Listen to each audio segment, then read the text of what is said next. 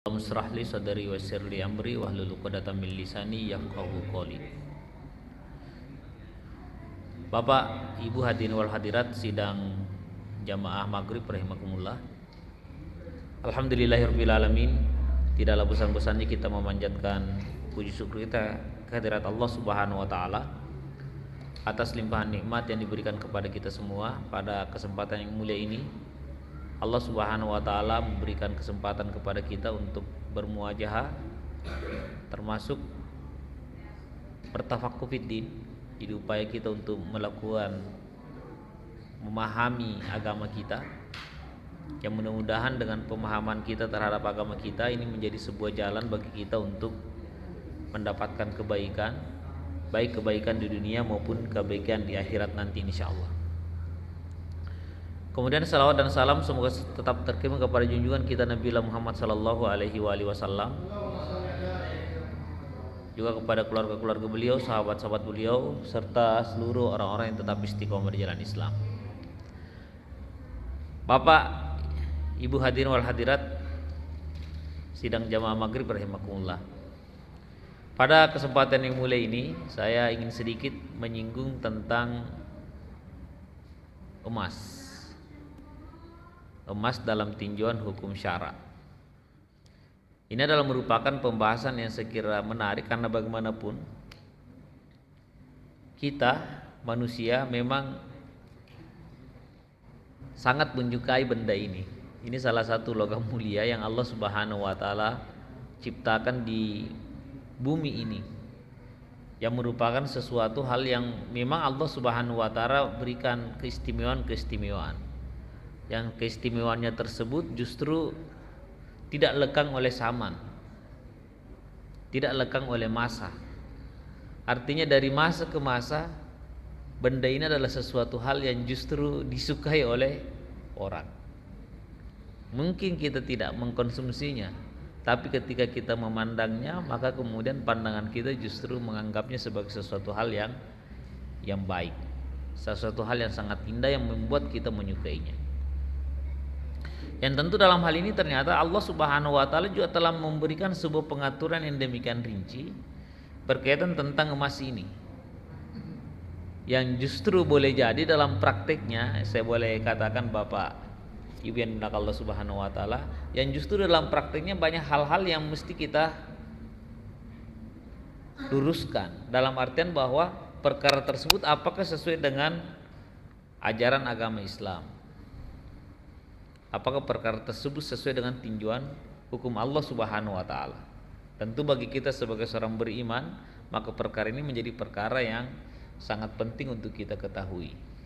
Terlepas nanti pada kenyataannya mungkin berbeda dengan realitas yang ada di masyarakat kita, atau mungkin tindakan-tindakan kita yang boleh jadi justru berbeda.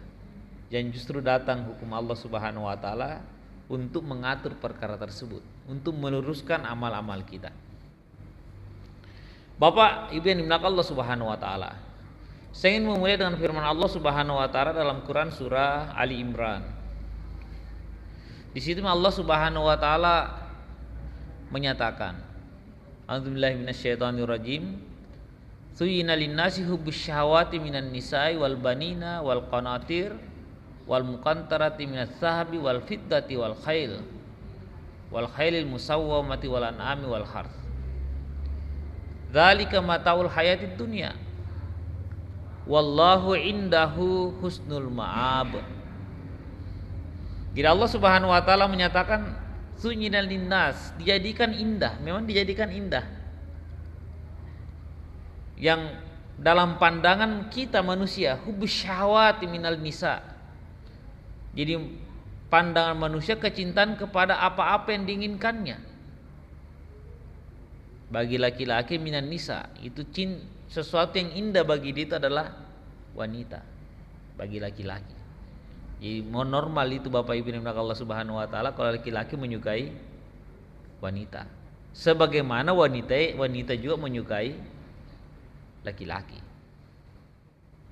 Jadi minan nisa wal banin, anak-anak.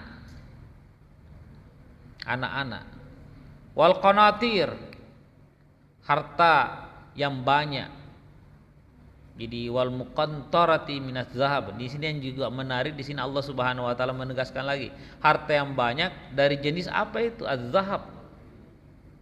Dari emas. Jadi kita memang menyukai mengumpulkan emas.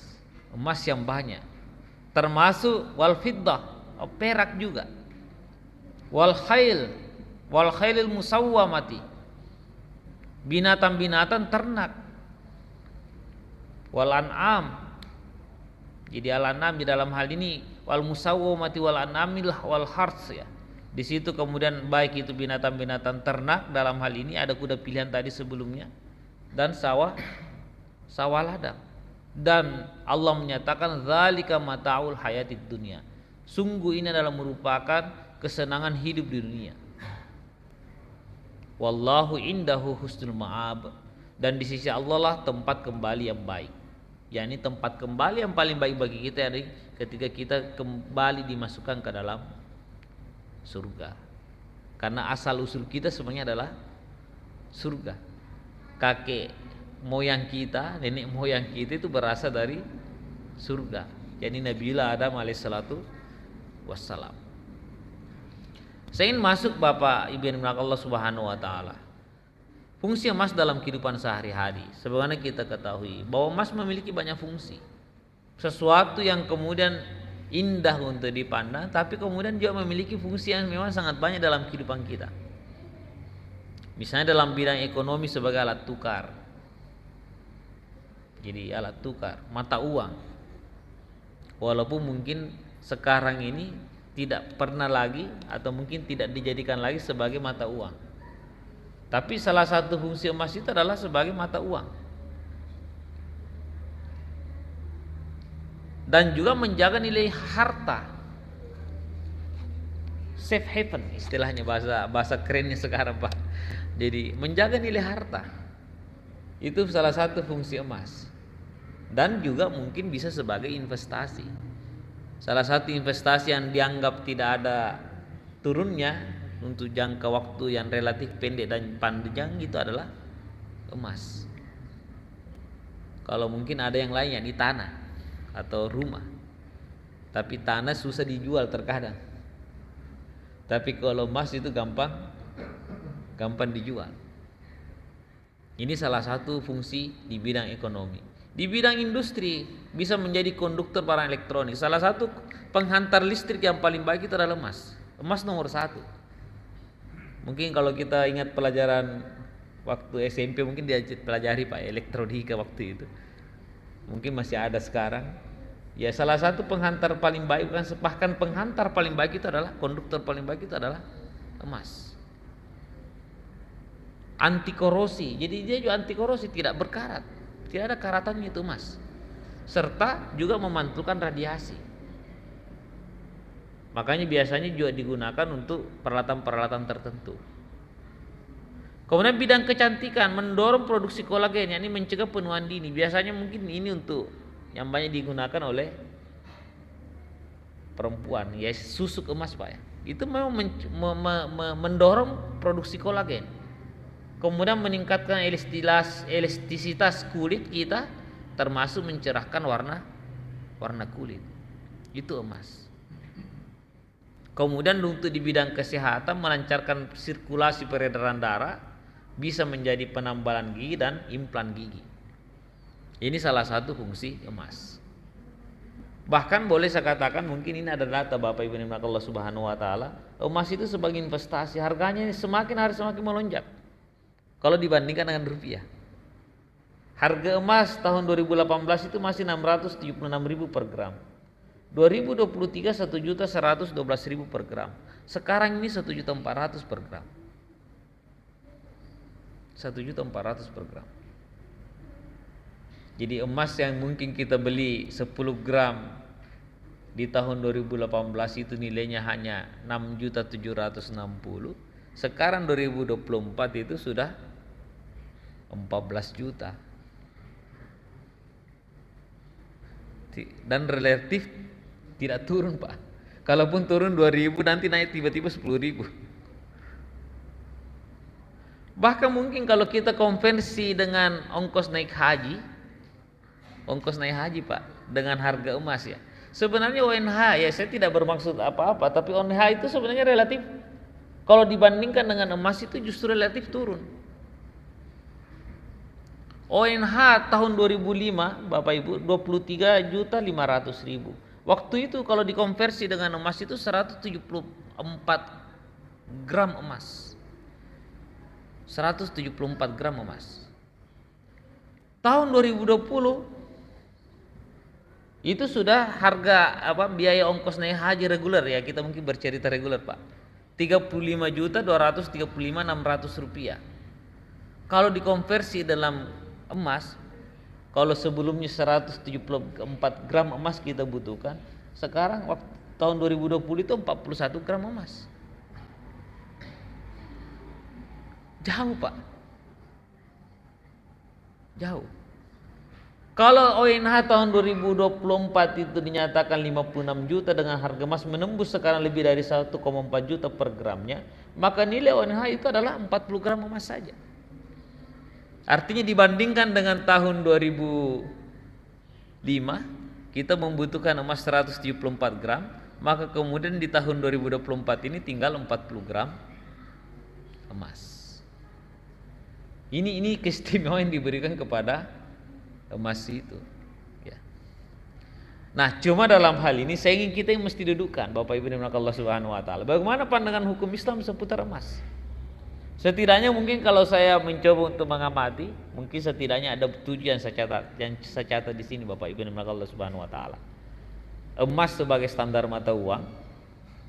Kemudian bagaimana kaitannya dengan kanzul mal, menimbun harta yang justru Allah Subhanahu wa taala mengharamkan. Kemudian kaitannya dengan jual beli emas, kaitannya juga dengan zakat terhadap emas, kemudian penggunaan emas bagi laki-laki, termasuk emas sebagai wadah dan emas sebagai diat dan kafarah. Ini setidaknya mungkin 7 yang sempat saya catat, yang mungkin saya ingin sampaikan secara singkat pada kesempatan yang mulia ini. Bapak Ibu yang dimuliakan Allah Subhanahu wa taala, yang pertama, emas yang mungkin sering disebut dengan dinar. Dinar sebagai standar mata uang. Dalam hal ini Allah Subhanahu wa taala sebenarnya memberikan isyarat penggunaan dinar emas dalam Al-Qur'an. Ini yang termaktub dalam surah Ali Imran ayat yang ke-75. Di situ Allah Subhanahu wa taala berfirman kepada kita,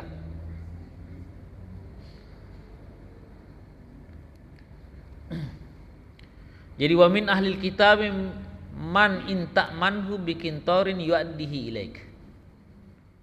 Wa minhum man inta manhu bidinarin la yu'addihi ilaika illa ma dumta alaihi qa'ima. Di situ Allah Subhanahu wa taala menyampaikan di antara ahlul kitab ada orang yang jika engkau percayakan kepadanya harta yang banyak, niscaya dia mengembalikannya kepadamu.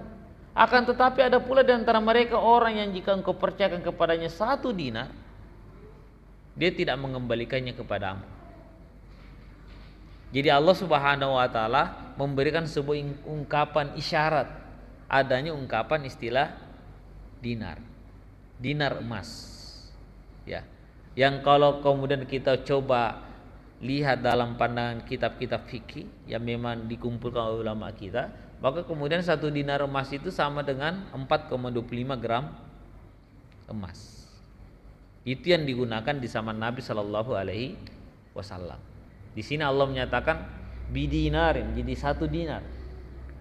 Ini Allah memberikan sebuah isyarat bahwa mata uang yang diperdagangkan oleh manusia itu adalah menggunakan emas. Kemudian Allah juga menyebut emas sebagai alat pertukaran dan mata uang. Ini diungkapkan Allah Subhanahu wa taala juga dalam Quran surah Ali Imran ayat 91. Innalladzina kafaru wa matu wa hum kuffarun falan yuqbala min ahadihim mil'ul ardi zahaban walau iftada bih. Allah Subhanahu wa taala menyampaikan sesungguhnya orang-orang yang kufur dan mati sebagai orang-orang kafir tidak akan diterima tebusan dari seseorang di antara mereka sekalipun berupa sahaban walau iftada bihi, ya. Walaupun emas itu berupa sepenuh bumi. Jadi Allah Subhanahu wa taala menyebutkan dalam Al-Qur'an itu sebagai alat pertukaran. Walaupun tidak secara langsung. Walaupun secara tidak langsung, tapi Allah mengisyaratkan hal tersebut. Sebagaimana juga mungkin kalau bisa kita lihat nas-nas syariah menjadikan emas termasuk perak di dalamnya itu menjadi standar dalam penerapan sebagai hukum. Misalnya nanti Islam mengharamkan menimbun emas dan perak. Nanti mungkin di slide selanjutnya saya perlihatkan. Allah mengharamkan menimbun emas dan perak. Islam mewajibkan zakat emas dan perak. Ada zakat harta. Salah satu zakat harta itu adalah emas dan perak. Mewajibkan diat dengan dinar dan dirham. Jadi ketika ada orang pelanggaran terhadap tubuh seseorang yang mungkin dikenal dengan hukum jinayat, itu pembayarannya itu adalah menggunakan standar emas atau perak. Termasuk Islam menetapkan nisab harta curian dengan standar dinar 1/4 dinar. Jadi kalau ada yang mencuri, memang dalam Islam itu kan kita ketahui itu dipotong tangannya. Jadi wasariqatu faqta'u aydiyahuma, pencuri laki-laki dan pencuri perempuan maka potonglah tangan dari keduanya. Tapi tidak serta-merta dipotong, harus memenuhi unsur nisabnya.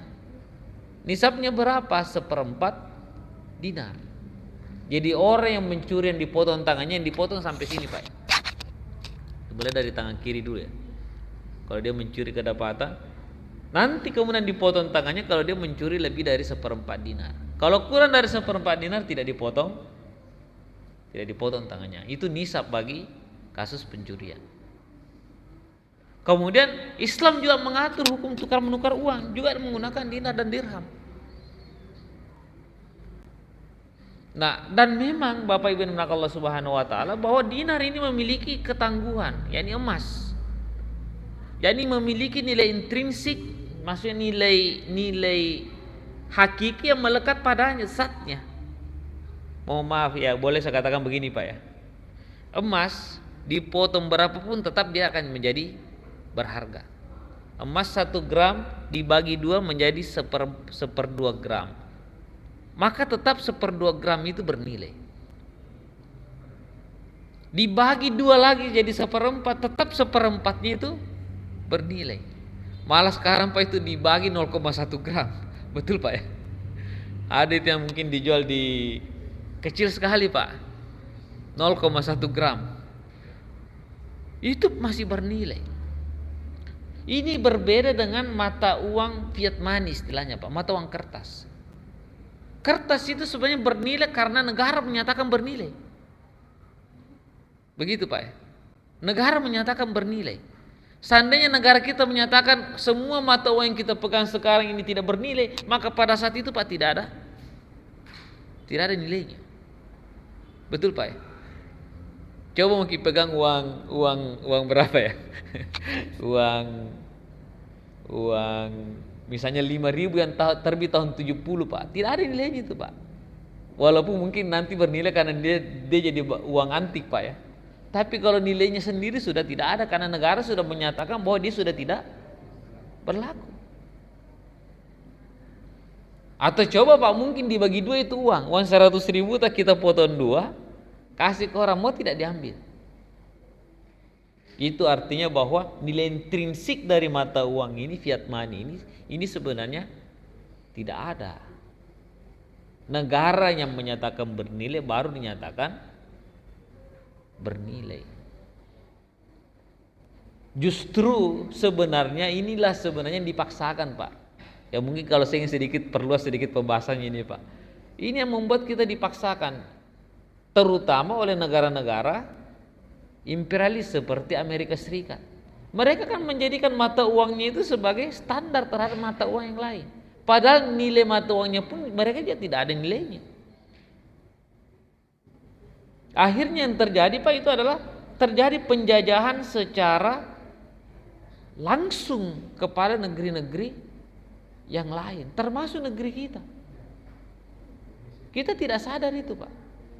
Mohon maaf misalnya, dengan standar mata uang mereka yang mungkin dianggap tinggi, sebenarnya kalau kita nilai dengan uang kita dengan pertukaran barang yang sama, Pak, itu sebenarnya kurang lebih sama. Cuma kemudian dipaksakan kita menukar dengan mereka dengan harga yang jauh lebih tinggi. Contoh saja, Pak, mungkin saya ini, Pak, sedikit ini mencontohkan. Misalnya mungkin kita sering dengar itu, Pak, itu ada tas-tas yang dibuat di Perancis sana yang brand-brand terkenal, harganya 100 juta. 100 juta kalau dirupiahkan. Betul, Pak ya? Sebenarnya kalau kita nilai 100 juta kalau dirupiahkan itu karena dipaksakan rupiah untuk membeli itu. Kalau dengan menggunakan mata uang mereka sendiri itu sebenarnya tidak terlalu mahal harganya, Pak. Dengan standar gaji mereka. Dengan standar gaji mereka, Pak ya.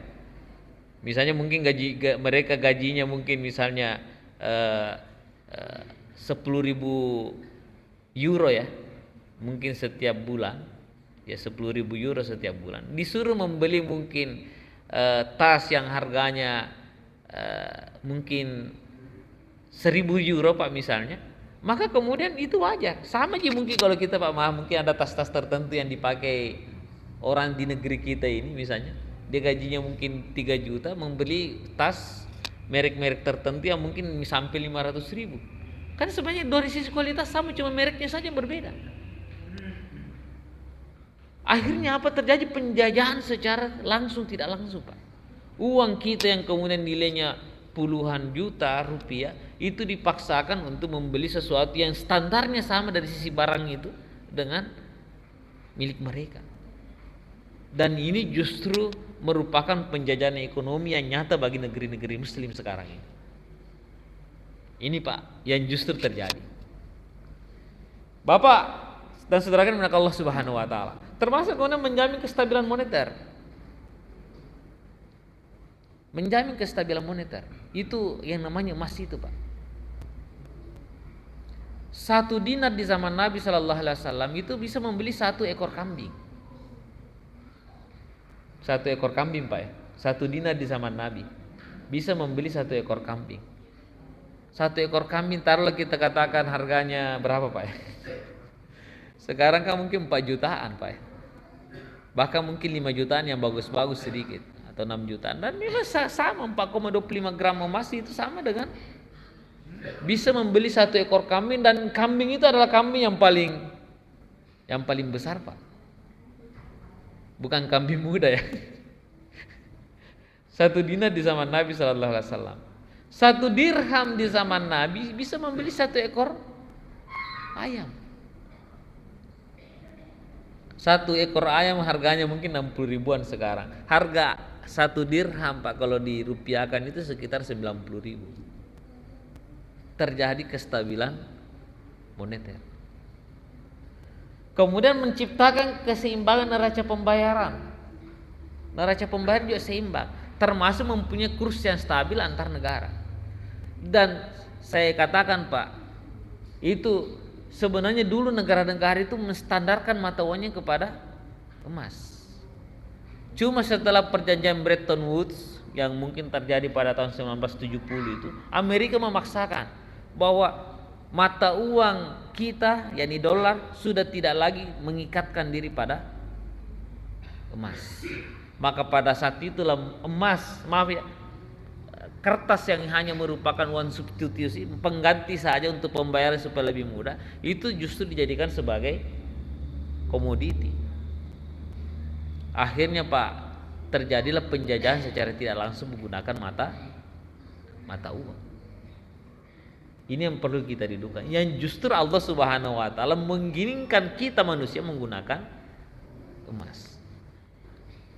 Itu yang pertama, Pak. Cuma sayang negara kita tidak menerapkan itu. Butuh negara yang kuat, Pak, untuk menerapkannya. Kemudian yang kedua, kanzul mal, menimbun harta. Kanzul mal adalah menyimpan harta, yaitu emas, perak atau uang tanpa satu hajat, tanpa satu kebutuhan. Yang justru Allah Subhanahu wa taala mengharamkan hal ini. Ya, Allah mengharamkan kanzul mal. Allah menyatakan walladzina yaknizuna adz-dzahaba wal fiddata wa la yunfikunaha fi sabilillah fabashshirhum bi'adzabin alim. Dan orang-orang menyimpan emas dan perak dan tidak menafkahkannya pada jalan Allah, maka beritahukanlah kepada mereka bahwa mereka akan mendapatkan siksa yang pedih. Jadi kalau ada seseorang, Pak, maaf ya, menyimpan harta yang dia tidak tahu bahwa harta itu mau diapakan, itu sebenarnya haram hukumnya. Menabung, Pak, tapi tabungan tanpa peruntukannya jelas untuk apa, itu haram hukumnya. Artinya apa? Islam menginginkan harta itu beredar di masyarakat, uang itu beredar. Tidak mesti bahwa harus disedekahkan, tidak mesti, tapi harus diinvestasikan, Pak. Tidak boleh ada uang yang kemudian tersimpan tidak ada peruntukannya. Tidak boleh. Dalam Islam itu diharamkan. Jadi diharamkan kanzul mal. Walaupun dalam hal ini dibedakan dengan iddikhar. Iddikhar, apa itu iddikhar? Jadi menyimpan harta untuk satu hajat masa depan disebut iddikhar, menabung. Dan ini hukumnya boleh. Apa bedanya, Pak? Kalau iddikhar itu menabung, menyimpan untuk keperluan. Tapi kalau kanzul mal itu tidak ada keperluannya, hanya disimpan saja. Cuma takut miskin. Mau begitu, Pak ya? Cuma takut apa? Disimpan begitu saja. Nah, misalnya untuk apa iddikhar ini? Menjadikan mahar nikah, mungkin bagi pemuda, Pak ya. Menjadikan mahar uang panai ya. Atau digunakan untuk persiapan naik haji, atau dijadikan modal usaha dan sebagainya. Itu boleh. Bolehnya di hari ini menabung, menyimpan, bukan menyimpang ini, menyimpan ya, kelebihan G ini adalah dari hadis-hadis Nabi sallallahu alaihi wasallam, misalnya dari Umar, bahwa Nabi sallallahu alaihi wasallam pernah menjual kurma Bani Nadir dan menahan untuk keluarganya sebagai bahan makanan pokok selama 1 tahun untuk mereka. Artinya boleh menyimpan barang itu untuk keperluan tertentu. Tetapi yang tidak diperbolehkan itu adalah sekali lagi ketika kemudian kita menyimpannya tanpa apa peruntukannya. Maka dalam hal ini Islam mengharamkan hal tersebut. Kan itu disebut kanzul mal. Kemudian yang ketiga, jual beli emas. Dalam hal ini transaksi emas, Bapak Ibu yang Allah Subhanahu wa taala, wajib secara tunai. Ini hukum-hukum emas. Tidak boleh emas itu diperjualbelikan secara kredit, cicil, Pak, tidak boleh, haram hukumnya. Dan ini walaupun banyak terjadi, Pak ya, saya menyatakan mungkin di masyarakat banyak terjadi, tapi dalam pandangan hukum Islam, jumhur ulama justru menyatakan bahwa emas tidak boleh diperjualbelikan kecuali secara kontan, yadan biyadin. Sebagian ulama menyatakan bahwa hal tersebut adalah ijma. Ini termaktub dalam kitab Fathul Bari. Imam Nawawi juga dalam kitab Syarah Nawawi Sahih Muslim dan seterusnya. Dalilnya apa, Pak? Bapak Ibu Allah Subhanahu wa taala. Di sana Rasulullah sallallahu alaihi wasallam menyatakan az-zahabu biz-zahabi wal fiddatu bil fiddati wal burru bil birri wasyairu bis-syairi wat tamru bit tamri wal milhu bil mulhi mislun bi mislin sawaun bi sawain yadan biyadin. Fa idza ikhtalafat hadhil asnafu fabi'u kaifa syi'tum idza kana yadan biyadin. Kata baginda Nabi sallallahu alaihi wasallam, jika emas dijual dengan emas, perak dijual dengan perak, gandum dijual dengan gandum, syair, yakni salah satu jenis gandum dijual dengan syair, kurma dijual dengan kurma, garam dijual dengan garam, maka jumlah takarannya harus sama dan dibayar kontan. Jadi kalau dipertukarkan, Pak, antara emas dengan emas, perak dengan perak, gandum dengan gandum, itu harus setara, meskipun jenisnya berbeda. Tapi kata baginda Nabi SAW lanjutan, jika jenis barang tersebut berbeda, maksudnya emas dipertukarkan dengan gandum, emas dipertukarkan dengan beras, maka silakan engkau membarterkannya sesukamu, silakan. Tetapi kata baginda Nabi SAW, idza kana yadan biyadin, tetapi harus dilakukan secara kontan. Jadi ada beberapa jenis barang, Bapak Ibu dimana Allah Subhanahu wa taala, yang harus kontan. Ulama kita menyatakan bahwa kalau tidak dilakukan secara kontan itu haram. Misalnya emas, jadi ada 6 jenis, Pak ya, emas, perak, gandum, turunannya terigu. Saya kebetulan dari pabrik terigu kerja, Pak. Kemudian syair, kurma itu harus cash, Pak, tidak boleh di kredit. garam termasuk. Makanya saya ingat waktu saya di kampung itu orang bilang pamali itu kasih utang orang garam. Mungkin karena ini hadis ini. Saya masih ingat Pak, saya masih di kampung itu pamali itu orang kasih apa namanya? Kasih pinjam garam. Oh ternyata mungkin dari hadis ini. Hadis ini. Jadi bukan karena kemudian pamali secara orang Bugis Pak, tetapi karena memang hadis menyatakan itu harus cash. Termasuk emas Pak, harus cash. Jadi tidak boleh cicil emas. Itu walaupun banyak program Pak di luar cicil emas ya. Itu yang ketiga. Kemudian yang keempat, bagaimana sakap emas? Sakatnya emas. Sakatnya emas itu adalah mesti mencapai nisabnya.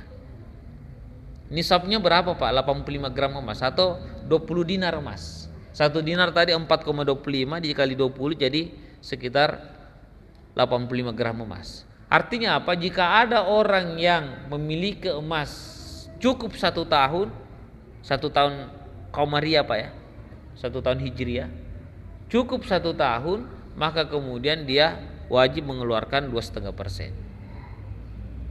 Jadi 85 gram emas. Dalilnya apa? Dari baginda Nabi sallallahu alaihi wasallam, dari hadis Ali bin Abi Thalib bahwa Rasulullah sallallahu alaihi wasallam menyatakan, jika kamu mempunyai 200 dirham dan telah berlalu haul padanya, maka zakatnya 5 dirham. Jadi kamu mempunyai 200 dirham, maka zakatnya 5 dirham. Dan tidak ada kewajiban apa-apa atasmu yakni pada emas hingga kamu mempunyai 20 dinar. Jika kamu mempunyai 20 dinar dan telah berlalu haul padanya, maka zakatnya setengah dinar atau 2,5%. Yang lebih dari itu mengikuti hitungan tersebut. 2,5% Pak. Jadi kalau kita punya emas yang disimpan 85 gram, maka wajib keluar 2,5% setiap tahun. Nah bagaimana dengan rupiah? Mungkin muncul pertanyaan Pak, bagaimana dengan rupiah? Rupiah kan bukan emas, bukan perak. Para ulama kita menyatakan, dan ini menurut saya yang kuat, walaupun terjadi perbedaan Pak, ada yang menyatakan bahwa menggunakan emas standarnya, ada yang menyatakan bahwa gunakan standar dari nilai emas atau perak yang paling rendah. Karena jauh sekali beda sekarang Pak harga emas dan perak. Kalau dulu di zaman Nabi sallallahu alaihi wasallam itu 1 dinar mungkin bisa sampai 10 dirham. Kalau sekarang maka lebih Pak. Kalau 200 dirham sekarang mungkin nilainya hanya tinggal 7 juta rupiah. Artinya apa? Kalau orang punya tabungan nilainya 7 juta rupiah dan tersimpan dalam 1 tahun, maka sudah wajib keluar zakatnya 2,5%. Zakat harta Pak. Tapi kalau dia menyimpan emas, nanti cukup 85 gram baru wajib keluar zakatnya. Kalau tidak kurang, maaf tidak cukup dari itu, maka kemudian tidak wajib keluar zakatnya. Nah bagaimana perhiasan? Perhiasan yang disimpan dan diperjualbelikan. Perhiasan disimpan atau diperjualbelikan memiliki hukum wajib dibayar zakatnya. Disimpan atau diperjualbelikan Pak. Kalau perhiasan itu, kalau penjual emas, maaf di sini mungkin jalan dulu sekitar Jalan Kalimantan itu Pak, banyak penjual pembuat emas ya. Jadi kalau disimpan atau diperjualbelikan memiliki hukum wajib dibayar. Berkata ulama-ulama kami dalam hal ini Imam An-Nawawi menyampaikan dalam kitab Al-Majmu' menyampaikan jika seseorang mempunyai perhiasan emas dan perak yang tujuannya tidak untuk dipakai. Jadi emas itu Pak sekedar disimpan. Perhiasan ini disimpan bukan untuk dipakai. Beda Pak ya, perhiasan yang dipakai dan perhiasan yang disimpan saja untuk sebagai tabungan. Nah kalau perhiasan itu disimpan atau diperjualbelikan, maka tujuannya yang tadi tidak untuk dipakai, baik itu yang haram makruh maupun mubah, tetapi untuk disimpan dan dimiliki, maka hukumnya menurut mazhab yang benar adalah wajib dikeluarkan zakatnya. Dan inilah pendapat mayoritas ulama. Pendapat jumhur ulama menyatakan bahwa emas kalau perhiasan disimpan wajib keluar zakatnya.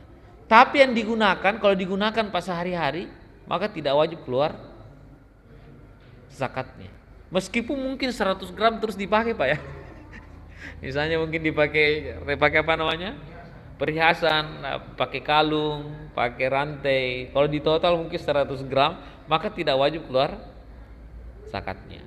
Kalau yang dipakai. Tapi kalau tidak pernah dipakai, hanya disimpan untuk sebagai simpanan tabungan, maka kemudian wajib keluar zakatnya.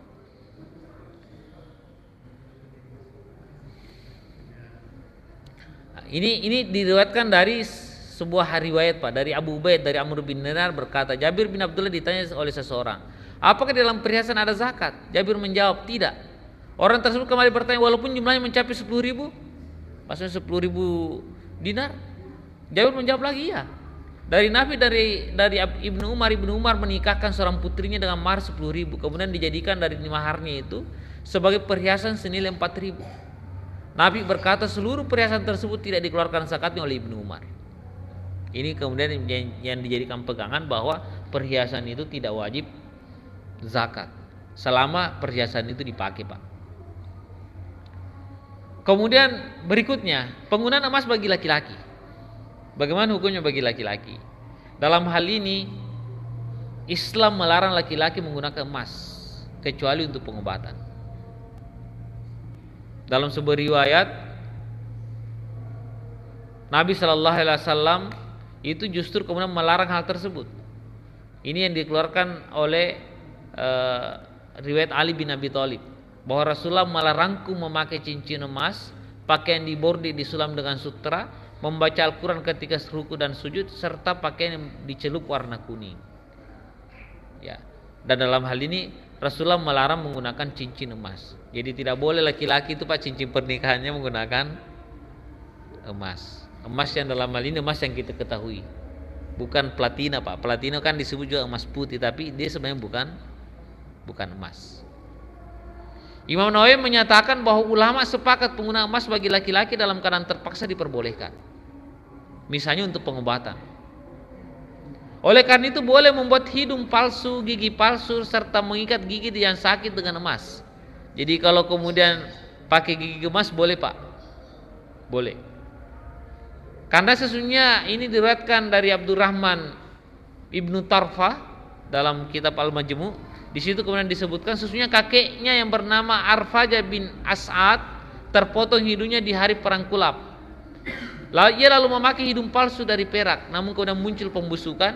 Pada saat itu Nabi memerintahkan kepadanya memakai hidung dari emas. Kalau perak biasanya bau Pak.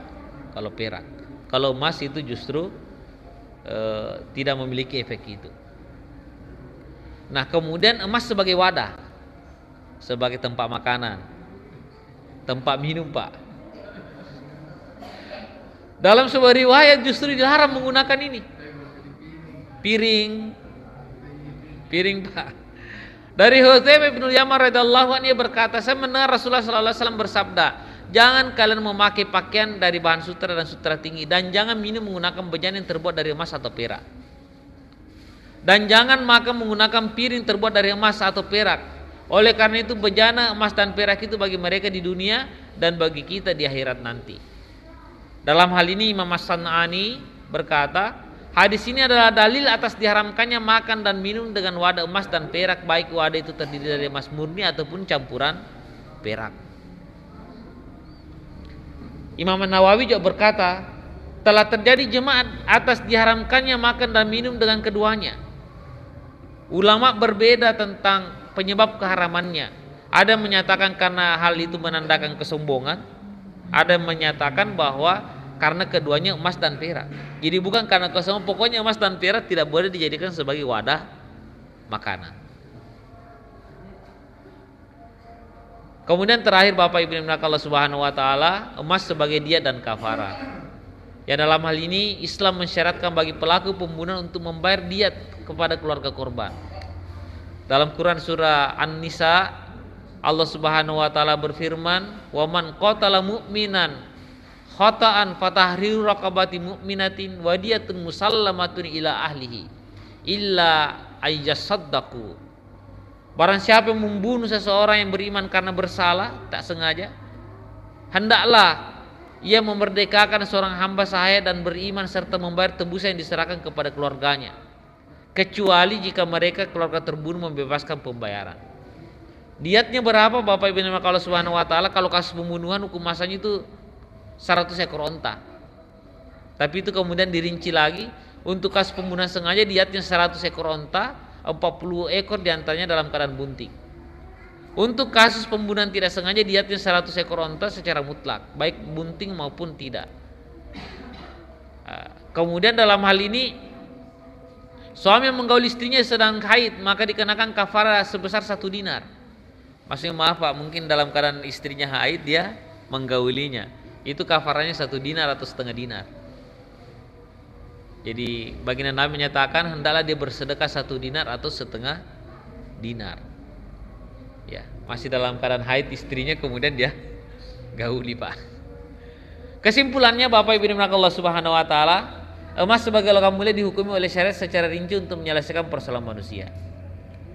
Pada sebagian penerapannya penggunaan emas secara syar'i membutuhkan peran negara. Seperti tadi menjadikannya sebagai mata uang itu butuh peran negara. Hukum-hukum seputar emas, Islam menjadikan emas sebagai standar mata uang. Kemudian Islam melarang kanzul, menimbun emas, walaupun membolehkan iddikhar, menabung. Islam mengharuskan atau mewajibkan jual beli emas itu tunai, tidak boleh dicicil. Wajib mengeluarkan zakat emas ketika mencapai nisab dan haulnya. Islam juga melarang laki-laki menggunakan emas kecuali untuk pengobatan. Dilarang menggunakan emas sebagai wadah makanan dan menjadikan emas sebagai diat dan kafarah. Inilah mungkin yang bisa saya sampaikan pada kesempatan yang mulia ini. Mudah-mudahan ada manfaatnya buat kita semua, karena waktu Isya juga sudah masuk. Saya mungkin serahkan apakah ada sesi tanya jawab atau langsung ditutup.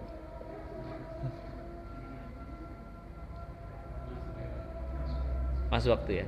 Baik, mungkin kita cukupkan. Mohon maaf mungkin kalau penjelasannya panjang sekali sehingga tidak sempat kita buka sesi diskusi, walaupun mungkin bisa setelah ini juga bisa berdiskusi.